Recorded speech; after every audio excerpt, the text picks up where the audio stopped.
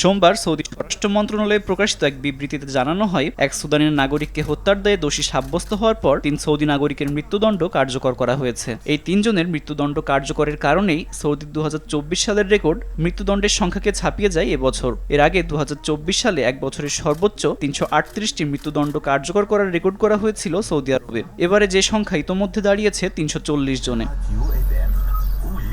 ২০২৫ সালে যাদের মৃত্যুদণ্ড কার্যকর করা হয়েছে তাদের মধ্যে ২৩২ জনই মাদক সংক্রান্ত মামলায় দোষী সাব্যস্ত হন, যা মোট সংখ্যার ২/৩ বেশি। সৌদি আরবে মাদক সংক্রান্ত অপরাধে মৃত্যুদণ্ড প্রদান ও সাজা কার্যকর করার সংখ্যা হঠাৎ বেড়ে যাওয়ায় সামগ্রিকভাবে মৃত্যুদণ্ড কার্যকরের সংখ্যা বৃদ্ধির প্রধান কারণ হয়ে উঠেছে। গত বছরের পরিসংখ্যানেও একই প্রবণতা দেখা যায়।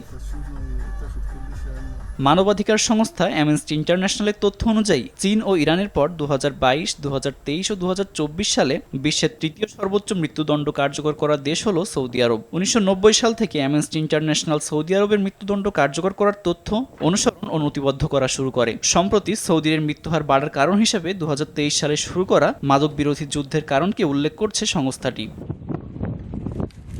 সৌদি আরবের এই অভিযান মূলত ক্যাপটাগন নামক এক ধরনের মাদকের নিয়ন্ত্রণ আনা এবং এর বিস্তার রোধ করার লক্ষ্যে পরিচালিত হচ্ছে। জাতিসংঘের তথ্য অনুযায়ী সৌদি আরব মধ্যপ্রাচ্যে মাদকটির অন্যতম বৃহৎ বাজার হিসাবে বিবেচিত। এর আগে প্রায় ৩ বছর স্থগিত রাখার পর ২০২২ সালের শেষের দিক থেকে সৌদি আরব মাদক সংক্রান্ত অপরাধে মৃত্যুদণ্ড সাজা দেওয়া এবং কার্যকর করা শুরু করেছে।